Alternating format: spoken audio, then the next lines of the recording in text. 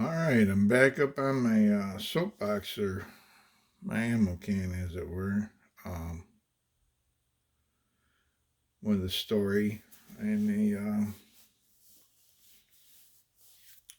bit of a lesson, I suppose, about pressing on. You know, you have you run into some kind of obstacle and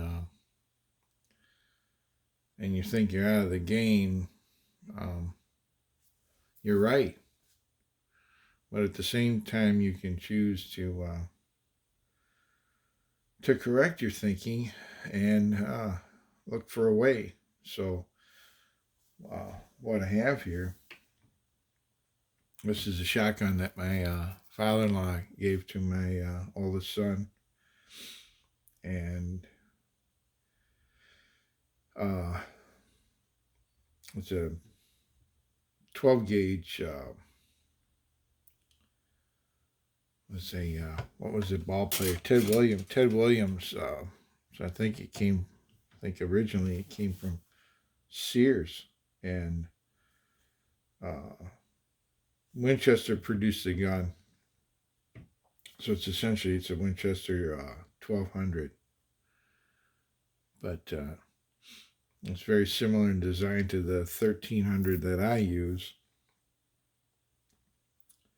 Other than this one's limited to 2 and 3/4 inch chamber. So we had gone up turkey hunting, and it's about 300-mile trip each way.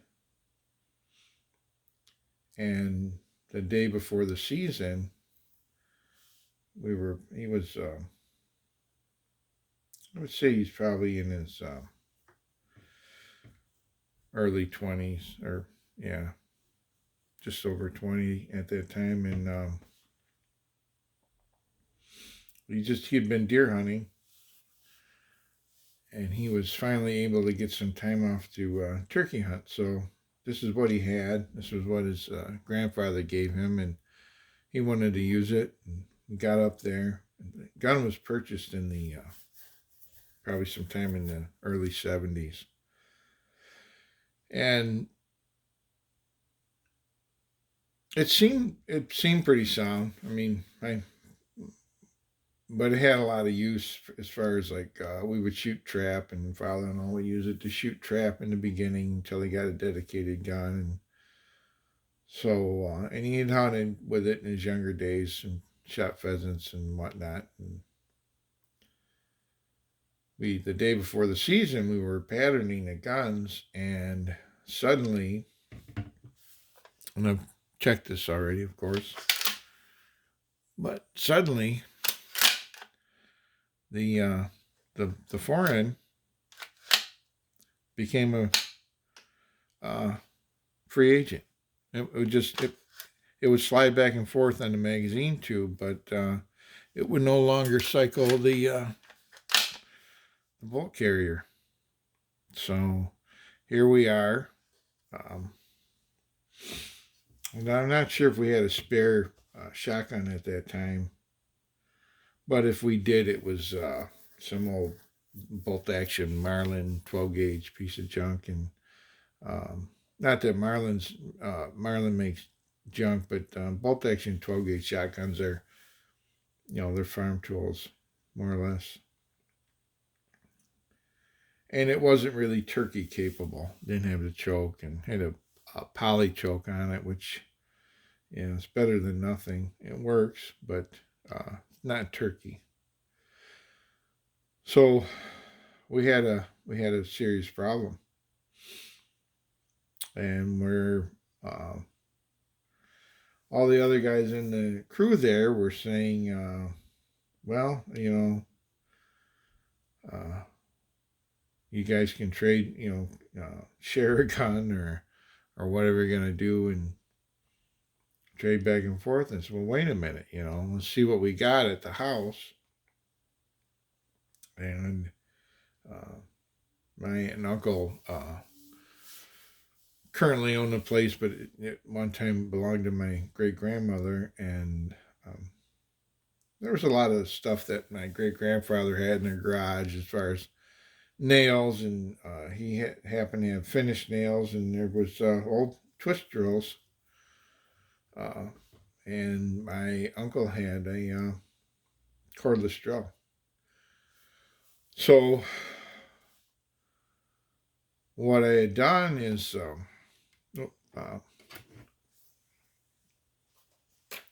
took the gun apart, and we like this here. Put this, and if you do this, if you don't know, there's a spring inside this tube. So if you can keep this nut on, even after you remove the barrel, it's advisable. But so you can take this trigger group out, pressing this pin out until it gets stuck. There. Well, that's out, and the trigger guard pulls down and hinges out. And then I had to disconnect the bolt carrier from the these transfer bars, because what had happened inside of here, remove this here,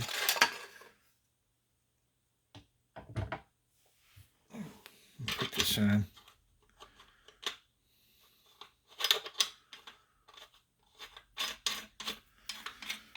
and set it aside. What had happened here was the spot welds failed between these transfer bars in this tube. This is my special tool to remove this foreign nut. If you see that groove that goes across there, I can lay this in here and give it a turn. This very fine thread, so not likely to loosen up. But what we had to do to make this gun functional again, get it back in the hunt, was we had to get this steel tube out of here. And mind you, at that time, this piece and this piece both separated from this tube. And so now you got an action that you can't open or close.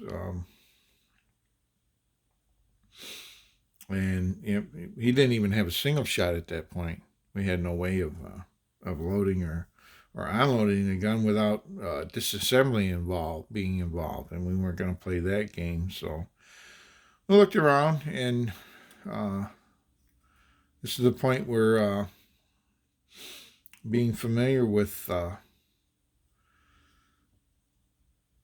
some old school fixes and metalworking pays off. And so what we did here, if you can see,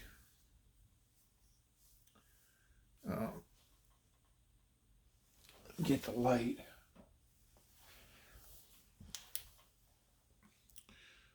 That's the head of a rivet. And there's the head of a rivet that we made. And here's the other side. And here's this side of this one. So what had happened here, you see that mark there. Let's see if I get the commando pointer on it. You see this mark here. There's one here, and there's one here. And it repeats on this side here. There's this one here. And there's this one here. So those are the spot welds that would hold these pieces on this tube as it was made by the factory. And they had all broken all at once the day before turkey season. And there's a heartbroken child involved. So what we had capability, we found out we had capability of doing there was finding a drill bit the size of about the size of the nails that we found. And I forget exactly the form of nails that we used, but we found a drill bit, and what we were able to do. Now imagine these two pieces are off of here. How do I locate this back on? So what we had to do is we assemble these parts. We assemble this this tube back onto the magazine tube here. We did that. So the tube was on, and we took these transfer bars and we hooked them into the recesses as they fit on the gun. Right. So it's hooked in here, and the way we verify that is we see if we can reinstall the trigger group. Let's see.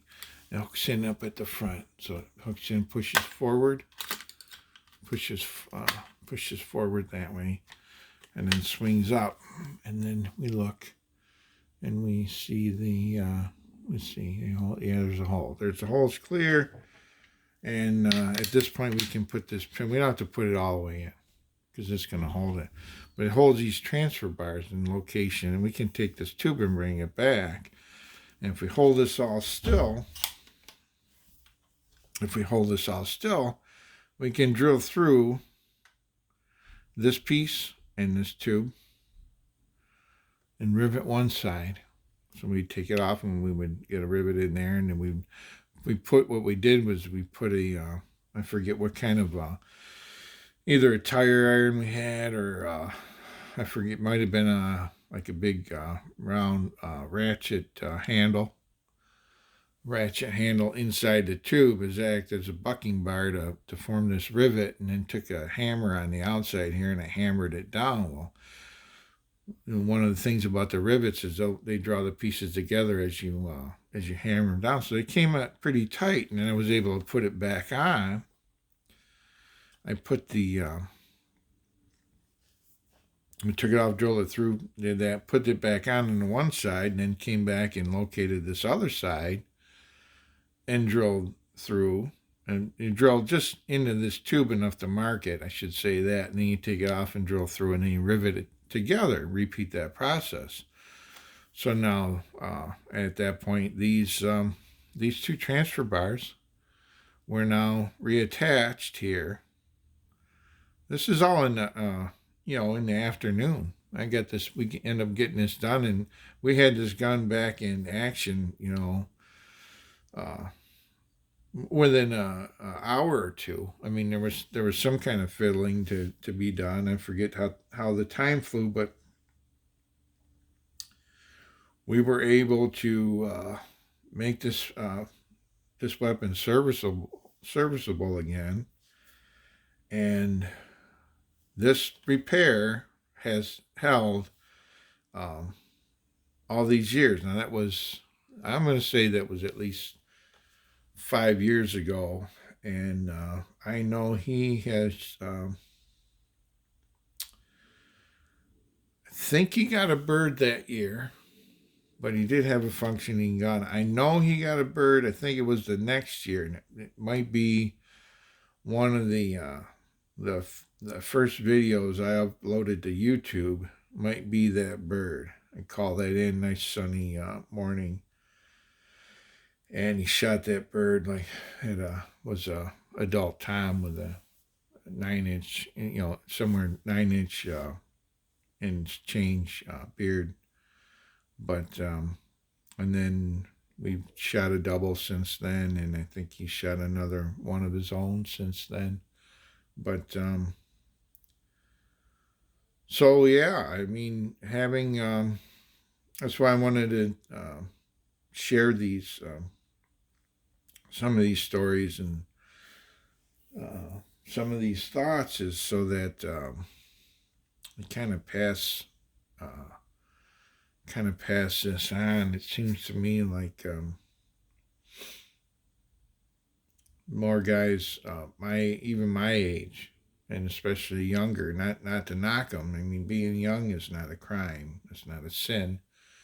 It's just it's just a step in the process of becoming mature and gaining knowledge, and this is how you do it. And you can, if I can do it, definitely there are other people who can do it. And so kind of offer this story and offer this of course I'm not going to take it apart and go back through it. I mean, you can go get interested in some other channels that, I mean, they teach you basic metalworking, how to drill, uh, how to rivet, how to form a rivet. You can make a rivet. You can make certain gun parts that you just have to have. Sometimes you can fix them. Sometimes you have to with essentially very little equipment. Um, if you have the will and if you have the capacity. So, um, and that's it. I'm gonna put it back together real quick. Uh, it was funny because just before these parts broke, um, my my friend Colin the Youper, he's a big time turkey hunter, and he lives up in the Upper Peninsula. He'd come down to visit us, and he was going to help. He was going to make the air quotes here. He was going to help put this gun together. Well, before I could say anything, he had started fiddling with it, and what happened was this cap here and the spring behind it. You got to be kind of gentle when you have this nut off up here. That doesn't come flying out. Well, that had flown across the forest floor, and the spring ended up. We found both parts, but the spring ended up in a little sapling that was standing right. It was right there, and we walked past it. Who knows how many times? And here we're thinking that's gonna wreck the kids' season, and then immediately after we solved that problem, the gun broke, and we had to. I'm gonna get a little oil on this. The kid leaves me. This is. I got this Ballistol, by the way. I got a gallon of it years ago, and I put it in this little container to carry it in my ammo can. But with my ammo and tools that I need, I always take some basic tools with me. On any especially relevant to the firearm at hand. If I have a certain one, like if I take it, if I'm going to hunt with an AR, I try to take some spare parts, but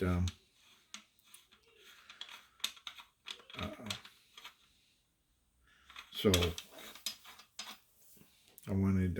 I know a lot of guys ask often what kind of cleaner, CLP or kind of cleaner and cleaners that people use, or solvents. That's my favorite all around. And if I was gonna have, I had in another video, I often use paste wax on bluing in the stock, using on a leather sling, and then this. The thing about the Ballistol is it emulsifies with water, so it is the best thing, absolutely the best thing for you're going to shoot corrosive ammo, or you're going to shoot a muzzleloader that has that powdered residue is what they call it, hydroscopic. It attracts moisture from the air, and so that's what causes them to rust.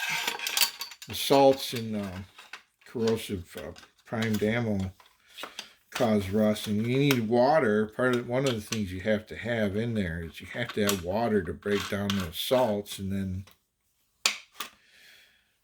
once you have the water, you should have some kind of rust inhibitor to get in either in the bore or in the action, wherever you're going to use this as a cleaner.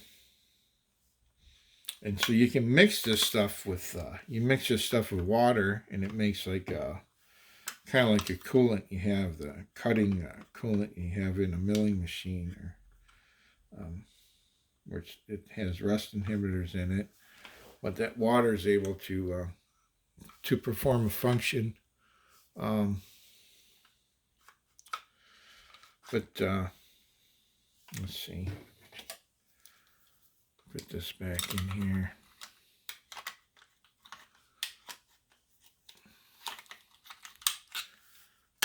Make sure it's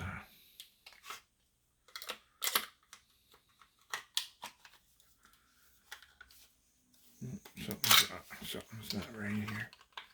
Maybe.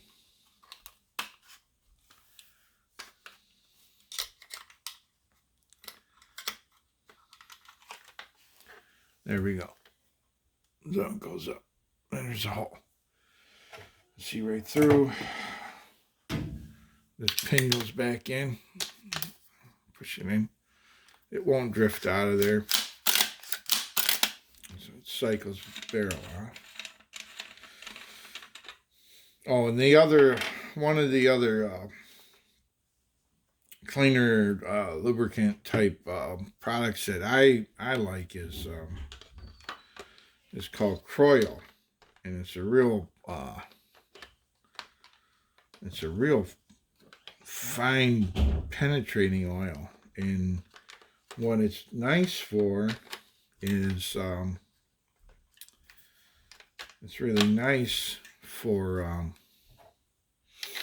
if you have leading. If you shoot a lot of lead ammo. So that works. It latches, and here's the release. That works. Safety on. Pull the trigger. Nothing. Safety off. Pull the trigger. Hammer falls. And that's it. That's the saga of the broken shotgun. And I'll try to put the link to that the video where or the videos that where he has since used this gun to kill birds, and the fix seems to have held, so they haven't gone back and altered it. And again, nothing I do here is meant as advice or marching orders on what to do or how to do it. I'm as lost as the rest of you. I'm making it up as I go along. Thanks for stopping by.